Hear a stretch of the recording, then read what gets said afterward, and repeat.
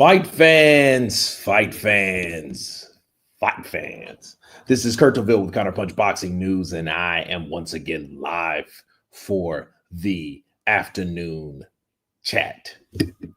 And the topic of the day, of course, is the man that has many knockouts from Tijuana, Baja California, Mexico, Jaime Munguia. School of 50 in the building. What's up, brother? Counterpunch to you. School of 50 in the building, the man with the wrench. And he has tested positive and detected adverse findings. Mama Lou, counterpunch to you all day long, like they say in Georgia, all day long. Bill Keevan in the building. What's up, brother? Counterpunch to you.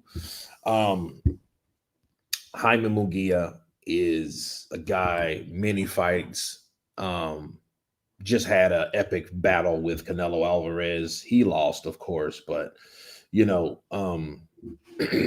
but recently after that, the triple team in the building, School of 50, Mama Lou and Bill Keevaney. Counterpunch to you guys. Welcome to the chat. Looking at this guy, 28 years of age. Wow, I thought he was older than that. But, Jaime Munguia has been around for a while. He's still a kid. You know what I mean? He's a grown man, but he's still young. That's what I meant by that. No disrespect. 6 foot tall, super middleweight, light middleweight, big boy, big boned. If you guys can recall, Jaime Munguia got and jumped on the scene when he knocked out Saddam Ali.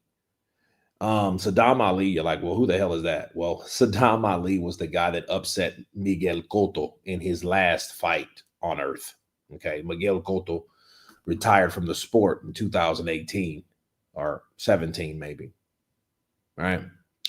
And he was outpointed by Saddam Ali. Saddam Ali was a big thing at the time until he ran into the young prospect from Tijuana, Jaime Munguia, and then his name was known and a star was born at that point. You know what I mean? So I think that people need to remember and respect Jaime Munguia for the things that he's done, many knockouts, heavy-handed, but he lost a fight to Saul Canelo Alvarez. And right after that, he won a fight from Eric Bazinian, okay? Bazinian, right?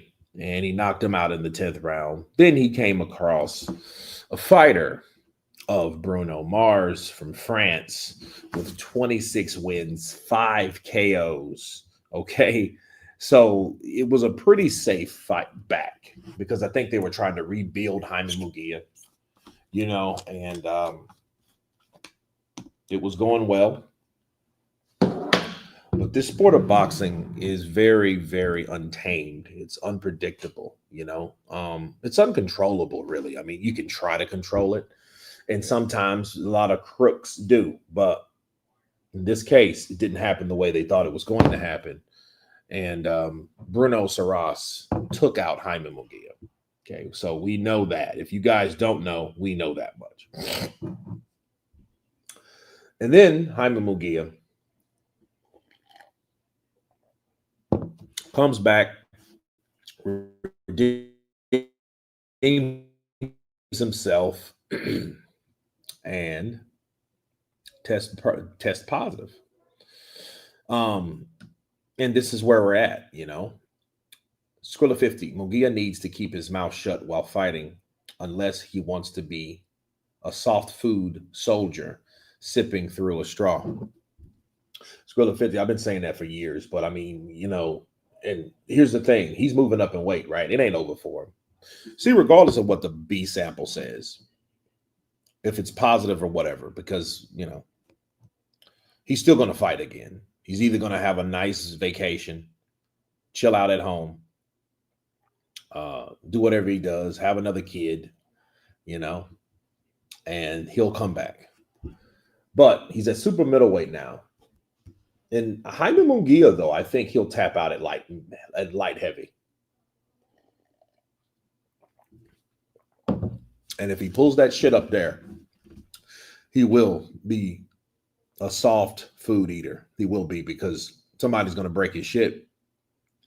And I know how he got a habit of doing that by, you got a tendency of breathing and you think the mouthpiece is going to help you, take shots.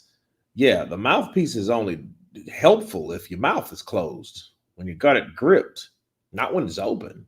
You're going to get your jaw broken, some teeth knocked out along with a mouthpiece. Quan Big Guns, counterpunch to you, brother. I think Frank Sanchez is the only clean fighter Reynoso has. What about Andy Ruiz? Well, he doesn't have Andy Ruiz no more.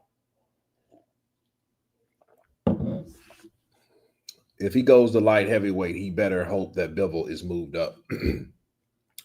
Well, I'll say this. He better hope that someone like Beterbiev is retired or moved up. I think that goes for both of those guys, because if he messes around and fights one of those guys, especially Beterbiev, because Beterbiev has punching power, or someone like Joe Smith, ooh, that would be a good fight. Jaime Munguia versus Joe Smith. That would be a very good fight.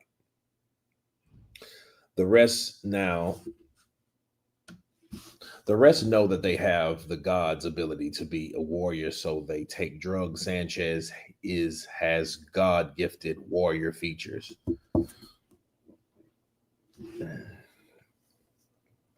Alex, hello.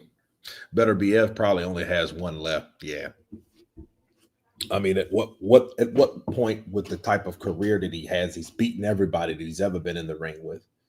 He's knocked out everyone except one person, and that's Dimitri Bivol. And I think he's been undisputed light heavyweight champion of the world. So I don't really know what else he wants to do. I don't know what else he deems to accomplish. We do know he fought Alexander Usyk at cruiserweight, so I don't really know what else is it for him left to do in this sport. I mean, I don't really understand. So I think he's 40 years old. He'll be 41 on January the 21st, I think. So he's a couple days. He's right there with Alexander. Alexander's birthday's on the 17th. His is on the 21st, I think. Let me see. Let me check that out.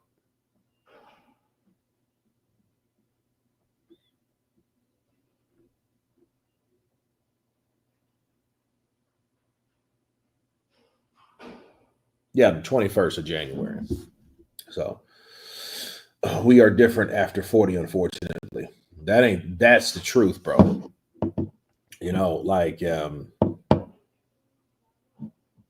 I think it's just when you get older, you're just going to have to prep more and do more, versus when you're younger, you just, you can get up like a damn spring chicken and do whatever the hell you want to do.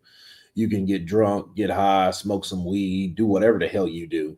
Get up the next day like it's nothing, everything. Go to the gym, do whatever you're going to do and function right. You can't do that shit when you're older. You just can't do it. Mama Lou, that's so true, Bill. Yep.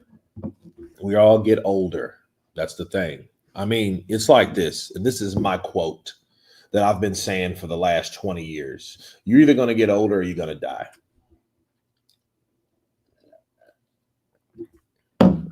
Get older or drop dead. That's it. Hashtag the Chuckster. I can't even smoke no more. Well, mind you, smoking, I smoked from age 15 to 27. That's probably why I never became a pro boxer, because I smoked and I didn't want to stop smoking because my lifestyle, and you drink, you want to smoke, and that's why I always make comments like, hey man, me and Tyson Fury could really hang out. The reason for that is the lifestyle that I had back in the day was it was a paradox to what I really wanted to do. I'd get up in the morning, work the speed bag, work the heavy bag, do some running, but deep down inside, go to the gym, deep down inside, I had that lifestyle that I love to do. I love to go to bars and stuff like that, meet chicks and, things like that, but I stopped at 27, and between 27 to 30, no, 27 to like 31, I went through a change, so It is what it is. Sugar Ray, big up yourself, Kurt. Sugar from London. Counterpunch to you, Sugar Ray, in the building. But no, I do think that smoking, though, is never, smoke is not meant for your lungs. Air is.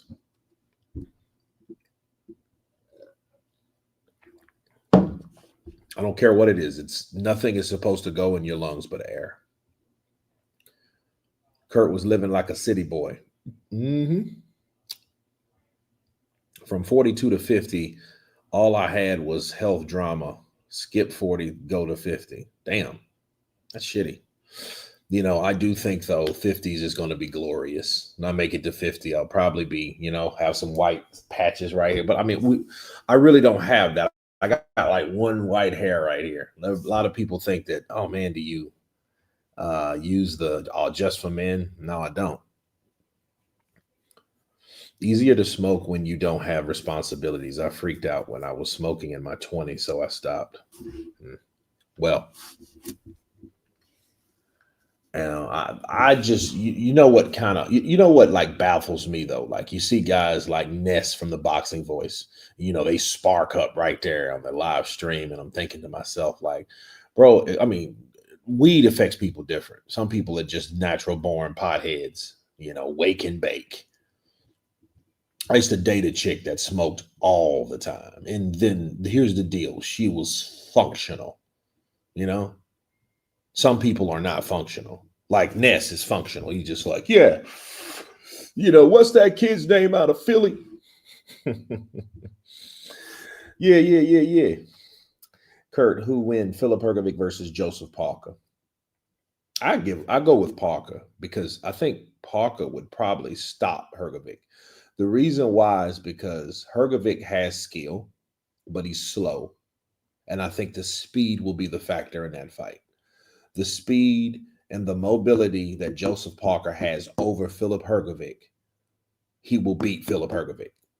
And I think the extra weight added to Joseph, I think actually helps because Joseph is a big boned guy. He's big boned, so he's able to carry the weight because he's big boned, he's muscular. So he's strong enough to carry the weight. A lot of people are not. Like me personally, I don't think that Anthony Joshua is strong enough physically to carry the muscle that he has. I think his frame versus the muscle that he's accumulated over the years of grinding and working hard in the gym and all that shit, I think it goes against him. It works against him. But in Joseph's case, it doesn't work against him. In Joseph's case, the extra weight is needed. You know, However, though, I would have liked to see how that Bacali fight would have panned out had he not landed that right hand.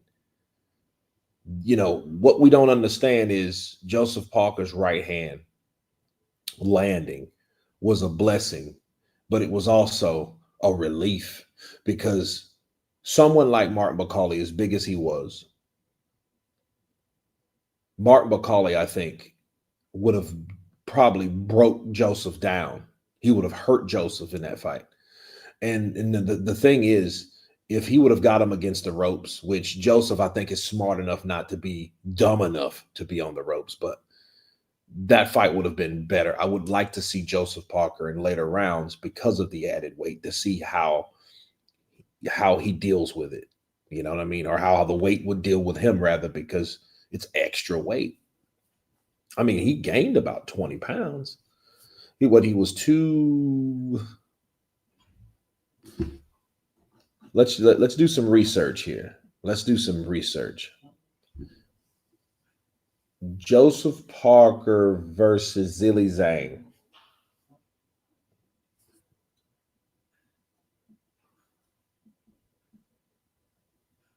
All right, weigh-ins. All right. Parker weighed 247.6 pounds, which is 44 pounds less than the two-time Chinese Olympian. Okay. The Olympian came in at 287. Now, let's check the Martin Bacali.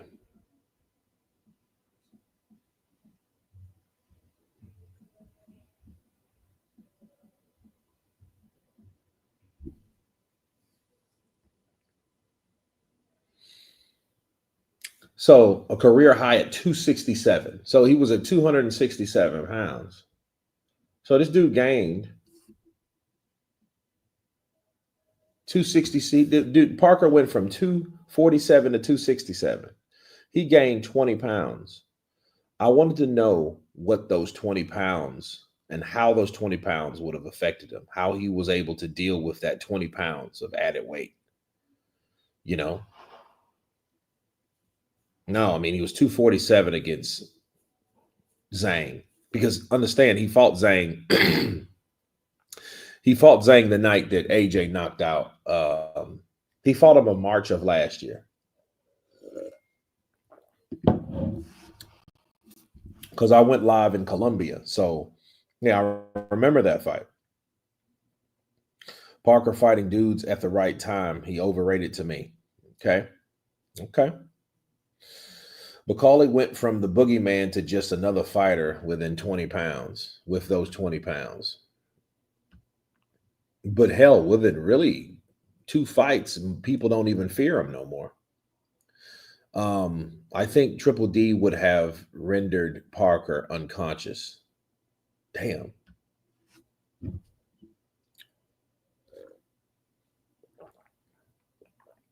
It's a shame it didn't happen, though. It's a shame it didn't happen because let's say that would have happened. Let's say Daniel Dubois would have knocked out Joseph Parker. And Joseph Parker,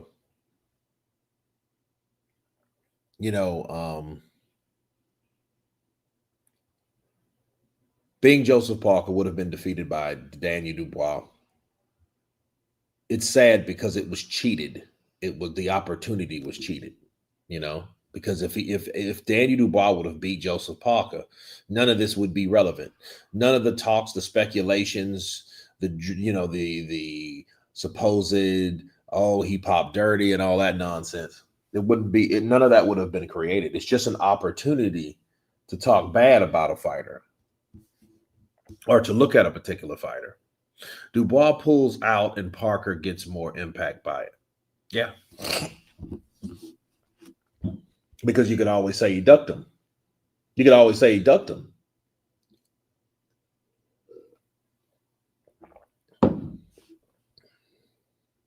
Kurt, who wins Jared Anderson versus Dillian White now?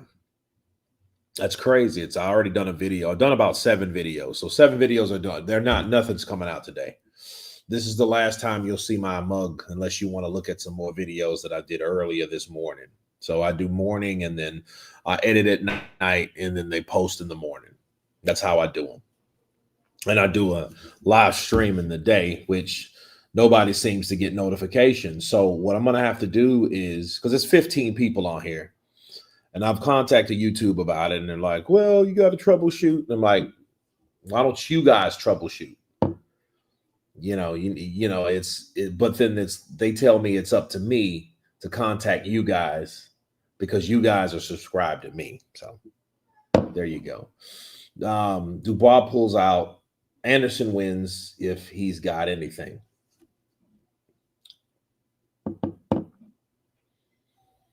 That would be a fight I think that should be made.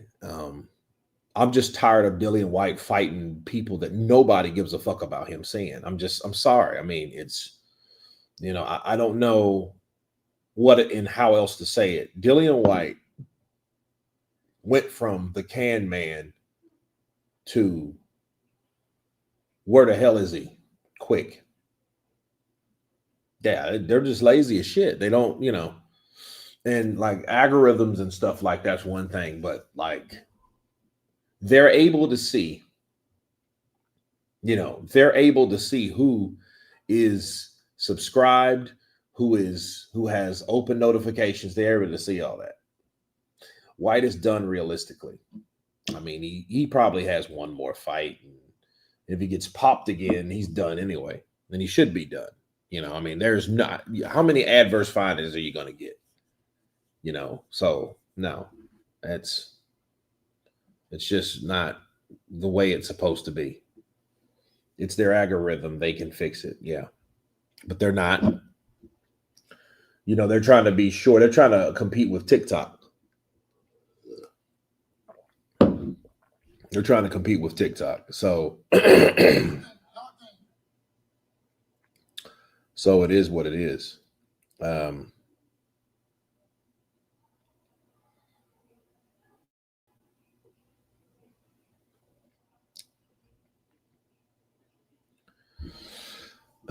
8 years ban sorts it out. Well, 8 years, that motherfucker will be 43 or 4 or something like that. He'll be old. Great. A new channel and upload same videos on both channels and stream both channels if you're being shadow banned. That's a good idea. That's a very good idea. I was thinking about doing another channel anyway, just for shorts, because shorts have a way different algorithm than like content. And I think that would probably be better. And I'm actually going to do that. It's going to be Counterpunch Boxing News Shorts. You know what I mean? Um, or I'm going to call it. I'm going to call it Counterpunch Boxing News. It's going to be Counterpunch Boxing News because there's too many people that know about the channel by now. But it's going to be um, some kind of clever way. Some kind of clever way. Lou Brown in the building. What's up, brother? Counterpunch to you.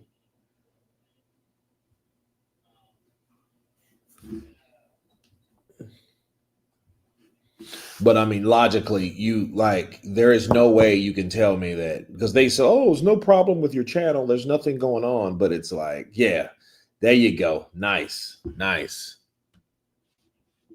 CPB. Yeah. Clips. Yeah. Because I think that's better. Then people can go there and then I can do, and then I'll upload all of that shit. All of the shorts will go there.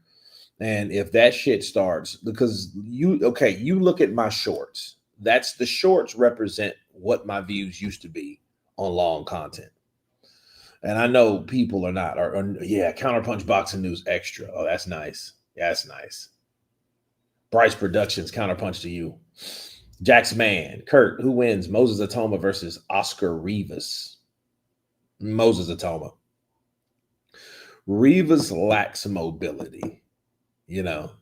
Rivas lacks mobility. Rivas would be so much better if he moved like Mike. If he was probably trained. If Moses had a peekaboo style, because he's strong, he's powerful, he's fit, he's durable, but he does not have the. I don't think those cats in Canada didn't do him justice at all. They were shit as trainers. I'm sorry, they were shit as trainers. You know.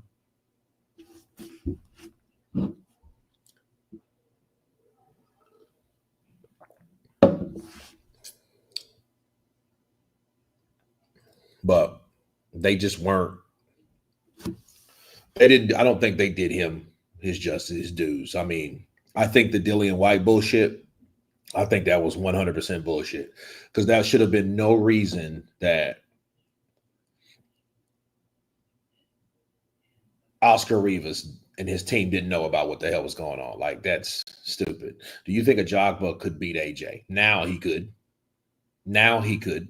Yeah, he could beat him now. But keep in mind, Effie Ajagba fighting Anthony Joshua. Now, the Effie Ajagba we saw against Martin McCauley, I don't think he's not really aggressive enough to beat AJ, probably. Because, see, what would AJ do? If you give AJ time to think, if you give him time to think to set up shots, he's going to, AJ's a little hesitant when it comes. He's a slow starter. That's why Dubois was able to get him. Dubois is a guy that's accustomed to knocking people out 1 or 2 rounds. You know what I'm saying? Like, look at his resume. AJ wasn't ready for that pace. He wasn't ready for Dubois to jump on him like he did. Then he got chinned early. You know. So I've seen some of your shorts, Kurt, but for some reason, I don't know what you said. That shit moved up.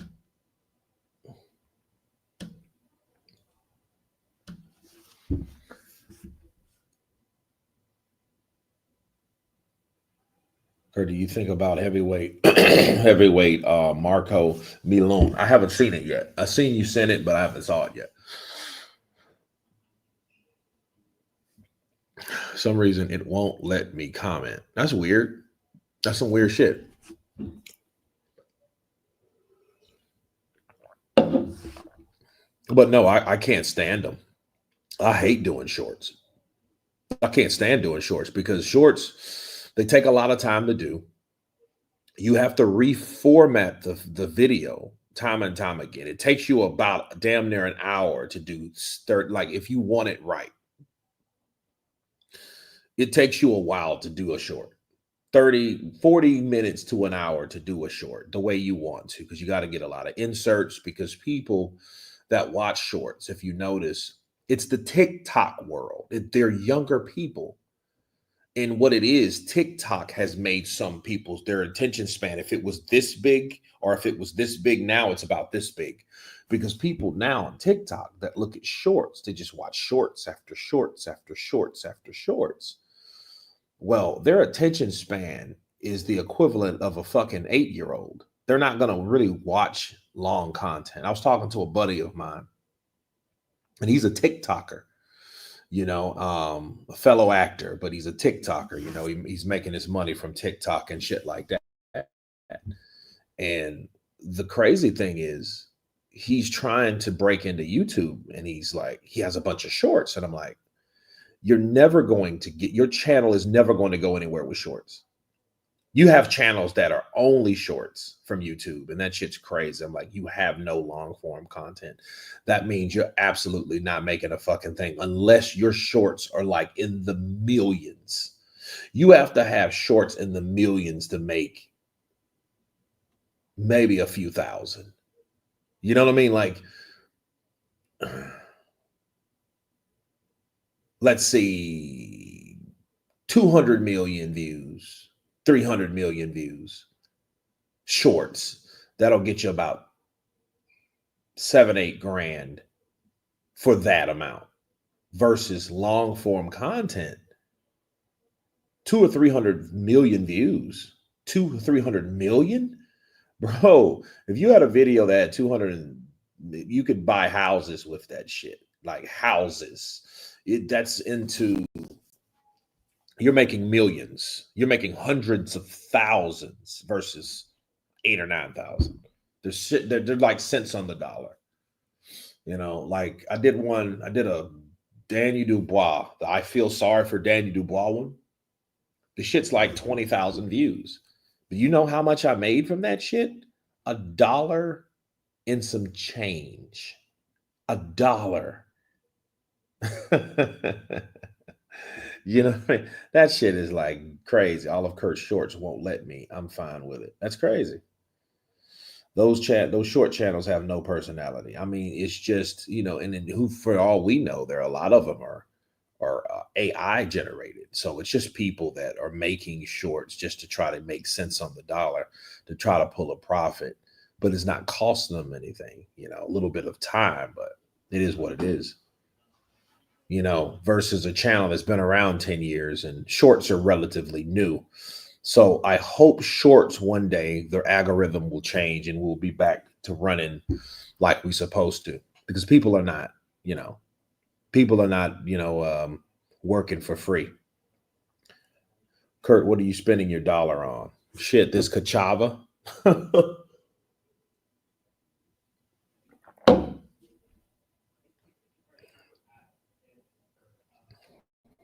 But back to boxing.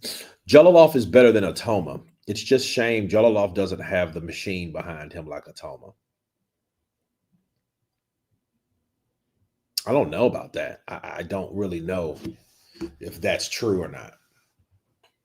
Because Jolliffe, like Moses, they're in the same boat. I think Moses was just more consistent.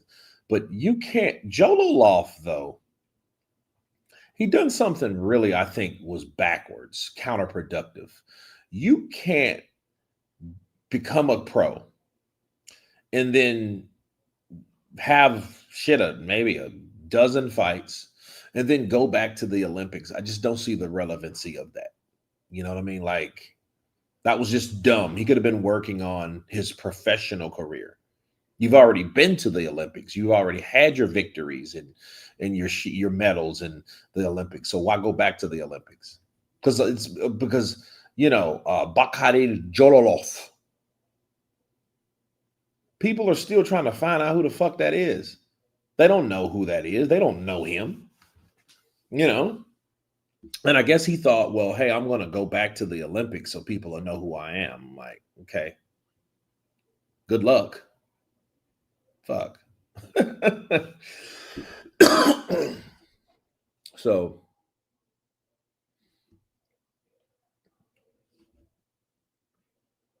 but no, Jaime Munguia. How much amateur, Kurt? How much amateuring in boxing does someone need? It can be a huge turnoff. Yeah, it can be, but it is what it is. It is what it is.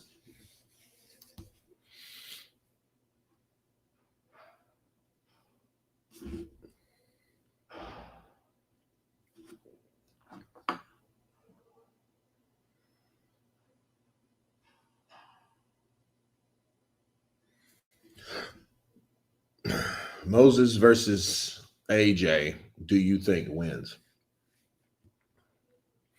AJ is 35. AJ won't come back. This motherfucker has not fought since he's turned 35. 35. So 35, he hasn't done anything, which I think is stupid. You're going to waste time sparring, but you're not wasting time. But you're not getting any activity in. That sparring shit. I mean, that's cool to spar and all that, but I mean, you're not Andre Ward. You're not a Holyfield. You're not a retired fighter. So the shit that AJ did, like, I feel is dumb. You know what I mean? He's having a surgery or whatever. I get it. You don't want to be injured. You got the money to, do what you need to do. But at the end of the day, AJ doing what he did, sparring Lawrence Akali, and then having a surgery, I think it's reckless. I do think it's reckless. Trying to copy Loma with double gold medal, I guess, but I mean, he's not Lomachenko. And you have to think about this. Lomachenko coming along when he came along was a whole different beast. Lomachenko was a guy that was already a legend in the amateurs. They were waiting for him. He was marinating himself in the Olympics to come to the pros. So they already knew about Lomachenko years before he actually decided to go pro versus someone like Jololov from a place no one really knows. You see what I mean? And honestly, if the Klitschko's are the people that is that those powerhouse brothers from the Ukraine, they were the ones that had made everyone know where the hell Ukraine was. You know what I mean? So to keep it a buck, guys, those places, Uzbekistan, Kazakhstan, Ukraine, those places like that, before no one really knew where they were. Kazakhstan, why do we know where Kazakhstan is? Because Gennady Golovkin is from there. You see what I mean? Fighters from that. Ukraine. Who made the Ukrainians the Ukrainians? The Klitschko's. The Klitschko's made it what they were. Vasily Jurov, I think he's Russian. He might be from the Ukraine, but I could be wrong. Vasily Jurov. No, the Silly Journal. I did not say the Silly Journal. The Silly Jurov. There we go. All right. He's from Russia. There we go. There we go. He's from Kazakhstan. He's from where Gennady Golovkin's from. But Alex, good point. Madrimov. Yeah. And see, here's the thing, though. You keep in mind that a lot of these guys, they They're just known as former countries from the USSR. If you grew up when I grew up, the USSR was all of that. Boom. You know what I mean? Before they broke up. Ali walking around heaven behind George saying, "That's all you got, George?" Yeah, that's funny. That's funny. You know what I mean? That's all you got, George? Where's your lean, mean, fat reducing machine? Jololoff is the same as Hergovic, just hype jobs with no power. They are white hype. I don't know about white hype because, like, it's kind of weird because it's a thin line between nationality and race, especially when you're going to a place with mixed people. You know what I mean? And what I mean that is Eastern European. If you want to go there, about white hype, okay. Would you call Dmitry Bivol a white guy? Hell no, he's not a white guy. He's a mixed guy. You know, but where's he from? He's from Russia, so he's a Russian guy. Would you call Artur Beterbiev a white guy? You know what I mean? You have different clans of people, you know, that those clans of people spawn from other clans of people. And those other people were more than likely ambiguously ethnic people. So it's kind of hard to put someone in a bubble. See, the same thing that people are trying to do with gender now, you know, they should be doing with race because that's exactly what race is. Race is a spectrum of people. You know what I mean? People always ask, like, "Hey, you have something on your body that discerns you, or something sticks out." Like, "Wait, man, why your skin look like that?" Or, you know what I mean? I mean, why you got skin like a construction paper? You know what I mean? Like, things like that, man. Why your hair wavy, or why your hair nappy, or why your hair curly, or why why you so light skinned, why you got freckles, why your hair's red, why is shit like that. All types of things people ask you that's going to stick out because it's something about you that sticks out, definitely. Because you see, it's a trip. I met this girl. Remember that time I was in the hospital and it was crazy. Like, I'm like a hawk, bro. I see people and like, and she admitted me in. I think her name was Rebecca or something like that. But she was from like Wyoming or someplace like that.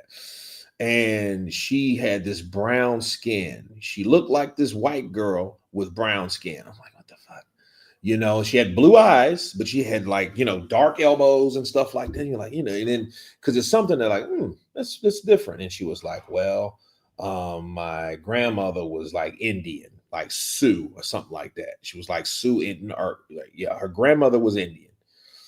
Somebody else was from Ireland, and somebody else was. She said, and then it's crazy. She did the me thing. I have like 5% African American. I'm like 5%. I said, huh. You know what I mean? Interesting stuff. It just makes you think, you know. So it just makes you think about stuff, and in like how people label people based on their own inability to discern where people are from, or just say someone's mixed or biracial, or not even biracial, because that biracial is just two, where it's a lot more complex than that. It's always going to be more complex than what we want it to be. Sometimes you just think people are just being what do you call it? Uh, Special. You know what I mean? Different. Oh, I want to be set aside, so I'm this and I got this, which some people are. Some people are fucking, what do you call them? Arrogant, egotistical narcissist. Like, so they think it's something special about me. There's nothing really special about any of us. You know what I mean? That if you don't do shit with yourself, you're not even going to really do what it is. Kurt, will you go live for Plant and Charlo? Absolutely. Hell yeah. I just would prefer Charlo to fight Plant. But that's PBC for you. PBC's always trying to build some shit where that fight doesn't need building. If anything, they needed that fight. They needed Jamal Charlo versus Caleb Plant because Caleb Plant slapped the shit out of Charlo. You remember that? You guys forget about that, didn't you? because Charlo grabbed his hair on his head and he slapped the shit out of him. And Caleb Plant is not one of those boys that or men to play with. You don't play with that dude, man. It's like people have to understand that some people have ticks. Curtis, you talk about Wilder with the arrogance. Mm-mm. I mean, yeah, he's that way. I mean, he's arrogant, but I was just talking about people that look at more about themselves than other people. You know what I mean? For me, there's no killers in boxing as of yet. Let's keep it that way. Everyone needs a percentage of Irish. That ain't no lie, Bill Keaveney.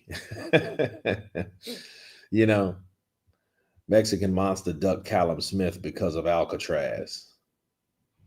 Yeah. Let's talk about David Benavidez for a minute. David Benavidez didn't want to fight in Alcatraz, and he was going to get life-changing money. But this is what I'll say to that. This is what I'll say to counter that. 2 words. 2 powerful words to describe that situation. You want to know what they are? Just 2.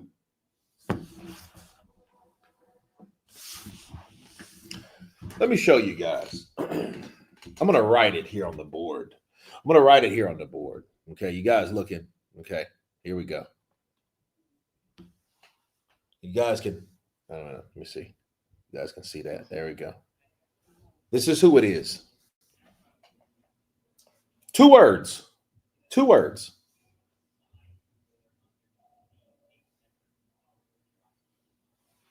You guys see that?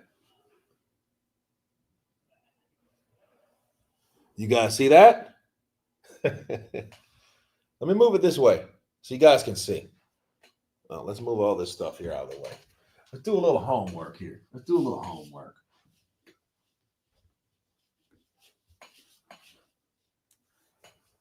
little education, okay? This here, that's 1 word. Al. Here's the other word.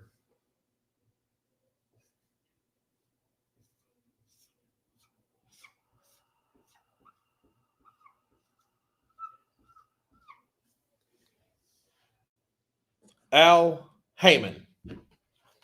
Okay?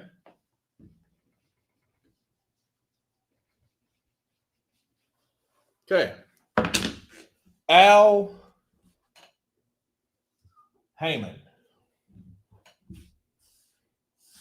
That's the word. Al Haymon.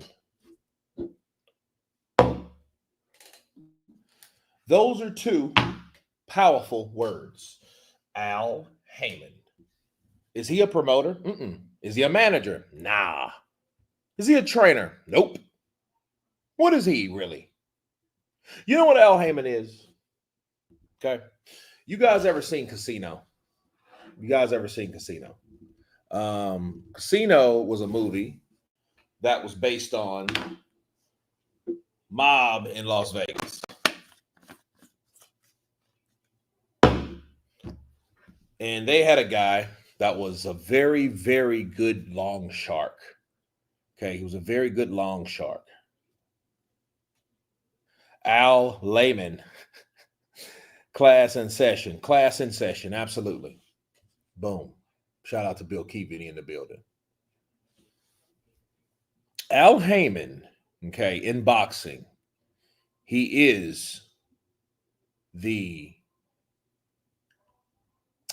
Sam Rothstein or Sam Rosenthal of boxing, meaning he controls people's scenarios. See, David, if you listen to David, Danny Garcia, Charlos, even poor old and Adrian Broner, they will not talk bad about Al Haymon. You know why they won't talk bad about Al Haymon? Because Al Haymon is a puppet master. He is a guy that pulls the strings. He is the wizard in the Oz of the Oz. I'm not mad at him. I just respect the power. I respect the power and the dominance that he has over these fighters, and he stopped guys like Deontay Wilder from making hundreds of millions of dollars 6 or 7 fucking million years ago. 6-7 years ago, 2019. Was it 6 years ago? This fucking guy stopped Wilder, convinced Wilder. That's Mayweather's training money. Wilder was going to get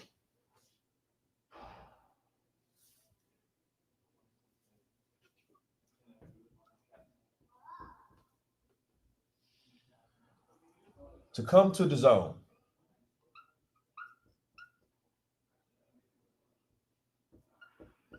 Right? $100 million. Al Haymon. Al Haymon made this man bypass all that money. He was going to get $20 million to fight the guy that he knocked out in less than 1 round, and his name is Dominique Brazil. If you guys can remember that. Yeah, but see, Shelly Finkel was also he was a tool for Al Haymon. Okay? He wasn't what you think he is. Like, Al Haymon was a guy that told these, or that he made that known. Deontay is not taking this $100 million to fight on the zone. He's not. He's not going to take that money because we have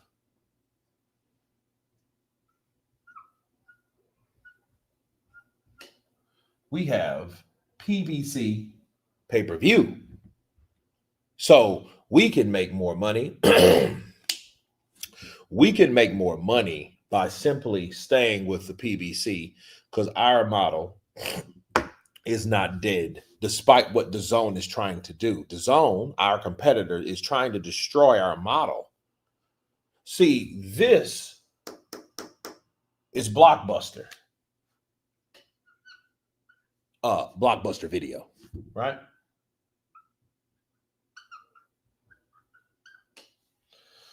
DAZN is Netflix.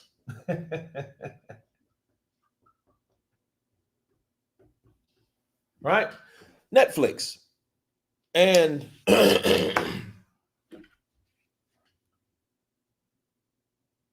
so what it was, they thought that Blockbuster was going to keep doing that same shit. But has it done it? No. Is it necessarily dead? No, it ain't necessarily dead. But I can tell you this, it's not what you think it is, and it's not anywhere near it used to be. You think you're going to get a Manny Pacquiao versus fucking Floyd fight now with all that money? You think you ever going to make that in America again? No. Because what they did, they ran away with the bank laughing. That's why I do question Manny Pacquiao. Manny Pacquiao is just bored out of his fucking mind in the Philippines. He has to be. His son is fighting now. You can't just help your son. No, you got to get some of that juice because you are bored out of your mind. You are bored. He's bored of sitting around Jinky shopping and shit in General Santos, Philippines, and Sarangani, Providence, and he's bored. He's bored out of his mind. He wants to get in the shit. He wants to fight. You know what I mean? He's bored because he's made so much money. Manny Pacquiao, you have to realize he's in the Philippines. This dude is in the Philippines with hundreds of millions of dollars. And let's do this. Okay, Gemini. Shit was weird. It kind of pops up at sometimes. But how much is $100 million worth in the Philippines? $100 million equals $5,581,192,000 100,000 Philippine pesos. Billions. Dude's a billionaire in the Philippines. He got a place in the States, but I mean, it's not what you think it is. But understand, Manny Pacquiao, he's probably renting it out if he's smart, you know. He's got the spirit of a warrior, but the body of a broke down truck. Yeah, there's no other reason other than he's bored. Yeah. He know he ain't the same. He can throw combinations. He can punch. He'll always be able to punch. He's a fucking prize fighter. You will always have fast twitch muscle being a fighter unless you have serious injury, unless you are like Norton, you know. Unless you were like Norton. I was gonna say Richard Norton. No. Mama Lou anytime. Manny needs saving from himself. He's not. Ken Norton. There we go. Ken Norton was in a bad car accident. You know what I mean? That's why he was rather fucked up.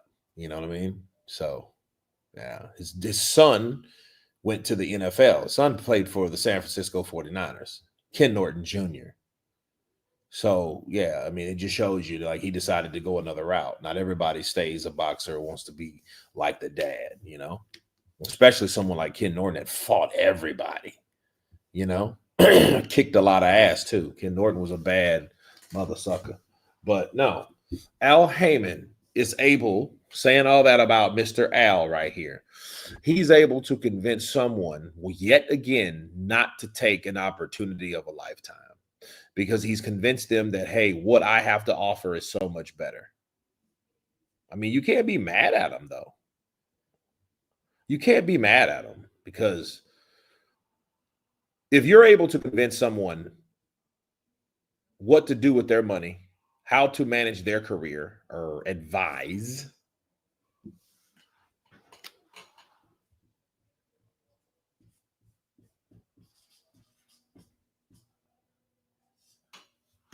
you're winning.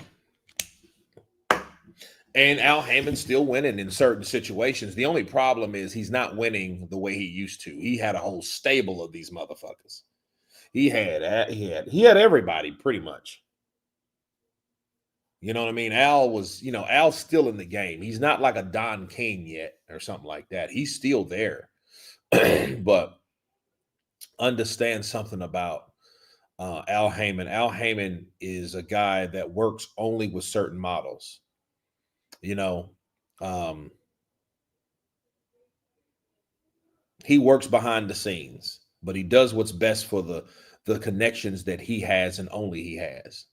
That's it. So, but no, I think, you know, it's the influence. That's the word. The influence that Al Haymon has over people is remarkable. You know, does it mess up fights? Of course it messes up fights. It jacks fights up, you know, so it's one of those times where, you know, you want to see fights that they don't happen, but they won't happen based on how other people allow it and don't allow it. Because you hear David, oh, we'll see what Al Haymon got to say, and so you know we'll take it from there. You guys remember when David went over to see, because it was when Bivol fought Beterbiev. You know, he left. You know how he left all early? He left early. He left early because they had already talked, because he offered him he offered him life-changing money to fight at Alcatraz. And he didn't want to do it. You know, and he didn't want to do it because Al Haymon didn't want him to do it. Skrilla 50, he might be a damn hypnotist. Now, won't you?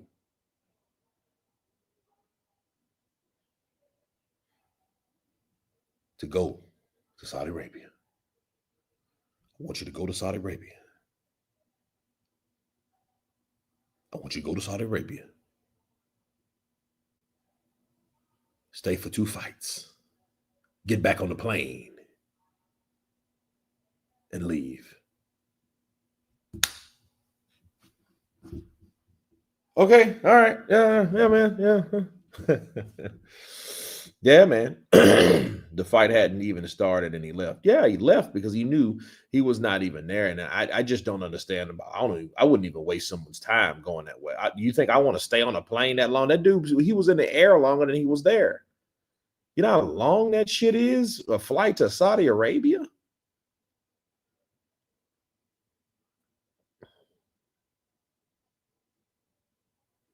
It's crazy. So yeah, David Benavidez, bro. I mean, that type of stuff, bro. I mean, it's just like, what do you do? Wilder didn't want to be in AJ's shadow on the zone. I mean, that's the stupidest shit I ever heard of. I understand the zone was new at the time. It was new, it was fresh. You know what I mean? It was experimental. So I get that. I do get that. But at the same time, though, man, come on. Somebody offer you $100 million and you know goddamn well you ain't made but maybe a few million in a 40 fucking fights. At that time, Wilder probably had 40 fights. He's had 40 fights, bro, by that time. And all those times he had that amount of fights, all those times, he ain't made anywhere near that money, and he knew it. You know what I mean? And the crazy thing was, I don't see how anybody convinced someone. That's just like telling Francis Ngannou not to take $5 million, knowing damn well he ain't made money like that in the UFC. You see, like, Francis wasn't that dumb. Francis was like, fuck you, Dana. I'm gonna go over here and make this money. And it's gonna be more money than I've ever made in a lot of these fights compared to what I was doing over here, smashing people to bits, taking them out. You know what I mean? Yeah, he made a mistake. But look where he ended up going. You know where he eventually ended right back up at? The zone. He ended up right back there. And he can't see, like, dude, what in the fuck did I do? He knows, though. He's not an idiot. He knows. He knows.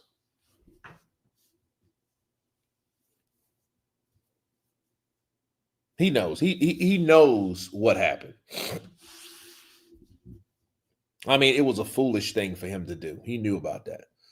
So, saying all that to say this, that was no reason for Wilder versus AJ not to happen. You know what I mean? And then by the time, I'm sorry about Telly Swift. I'm sorry about your choices you made to choose women, but unfortunately, the shit happens like that. I was just watching last night before I went to bed, really this morning, because I went for a run, shit, for about an hour. I needed it, bro. I needed to sweat. And the crazy thing is, the crazy thing about it is, like, Mike Tyson, it was the funniest shit ever. They were showing, I think it's like what was that shit called? It was like Mike Tyson, the unadulterated story or something like that. It's on YouTube. And I was watching Mike and how he grew up, and his relationship with Cuss, and then Don King, and then Robin Givens, and all that shit. And he was just saying about Robin Givens. He was just like, Robin came on Barbara fucking Walters. You guys don't know who Barbara Walters is. I don't know what to tell you, but she was like that female Brian Gumble. She was bigger than that. She was like maybe Howard Cosell. No, he was more like the sports. Barbara Walters, interviewed everybody. Anybody that was everybody. Anybody that was anybody. She interviewed him. All right. So that being said, she was just like sitting there, and fucking Robin Givens was talking mad shit. Like, she was just like, Mike, he pushes, he shoves, and times it's just this marriage has just been pure hell, and it's just unbearable at times, and Mike wasn't saying shit. Mike was just kind of looking, and you know what I mean? Then Mike, they asked Mike how he felt at the time. He was like, Robin Givens, her saying that I'm listening to what the fuck she was talking about me. I just wanted to put my fucking foot on the kick in the fucking head.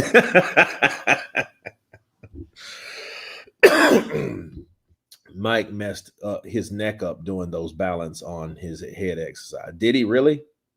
I wouldn't do that shit. I ain't got a strong ass neck like that.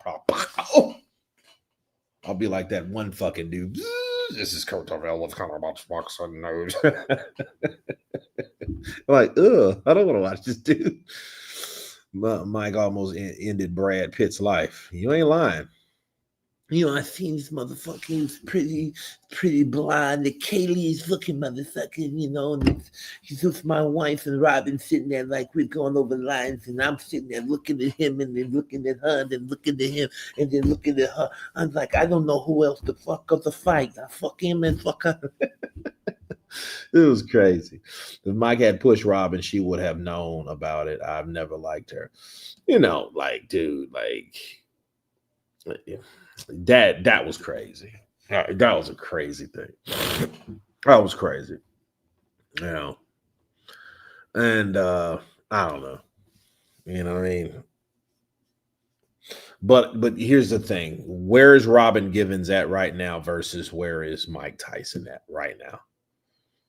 You got two people that, late 50s, 60s, they're in that part of their life where they can reflect on what they did in their life. Was what they did in their life, because they're almost senior citizens now at this point.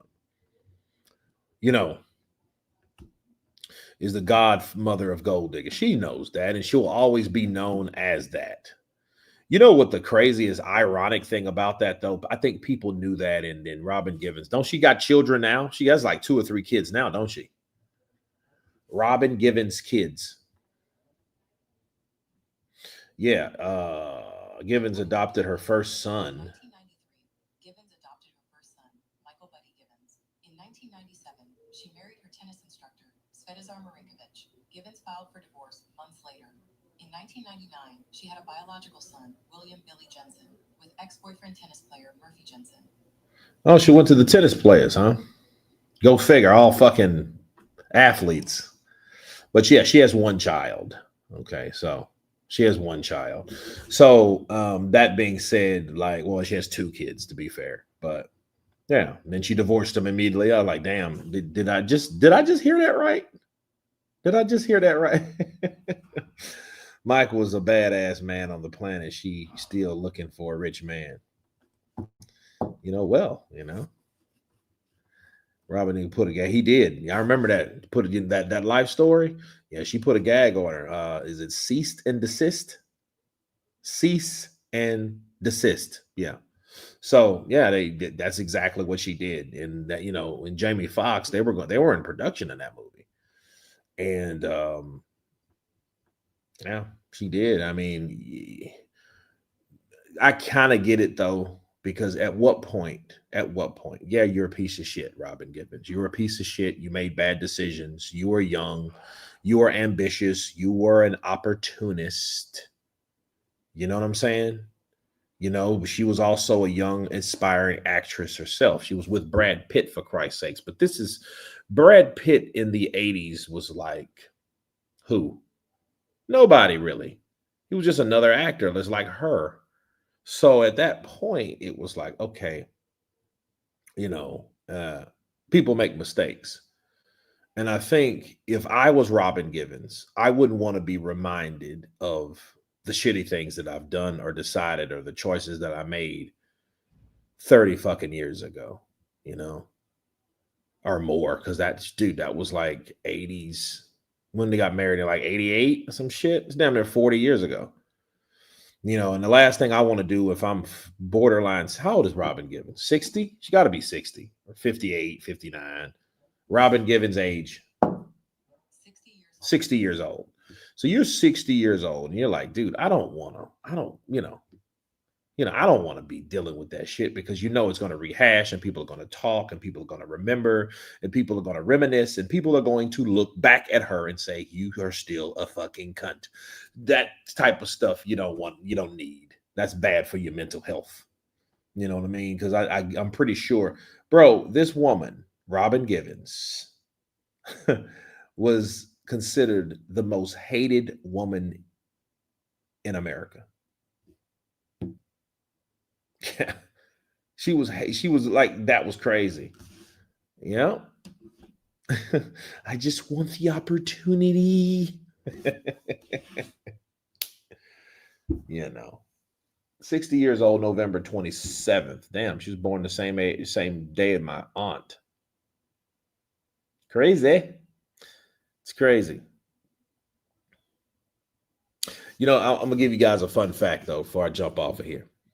I got like an ex that like ripped my soul apart. Right. This is shit over 10 years ago, but nonetheless, um, come to find out, she shares the birthday with Diddy. D and Diddy. That's hilarious. Bill Keaveney, while stuffing his mouth with Snicker bars, AJ needs more Snickers. Yeah, he probably does. Kurt, what would you have won if they? Kurt, who would have won if they had fought in 1991? Evander Holyfield or Mike Tyson? More than like Mike. Mike would have destroyed him in 91. But understand, he went to jail for like 4 years or something like that. You know, you know what I mean? So, and another thing, Evander Holyfield was a cruiserweight in 1991. So I don't think that would have really been fair for Evander, you know. But tomorrow, peeps, it'll be a travel day. I'll be with my bestie in Frisco. So I will go live probably there. Okay. So I'll be in a different city. So I'll be with my bestie and stuff like that because we got serious things to do Sunday. So stay tuned tomorrow live. I will be live for the Caleb Plant and the Charlo card, not fighting together. So Muhammad divorced so many times. Yeah, he did. Because Muhammad Ali was, you know, a handsome man and he was a whore. You know, he was a ladies' man. So, you know, it's hard to have a traditional wife when you are so popular of a icon and a athlete, and women of all shades are throwing themselves at your feet. It's hard, you know. No one under 40 knows who she is. Hmm. But anyway, guys, I'm jumping off of here. I'm glad you guys joined me once again for another live stream. I will see you guys tomorrow for the PBC Al Haymon event. So stay tuned for that. But you guys be blessed. Enjoy this Friday, TGIF, and everyone has been counterpunched. Peace.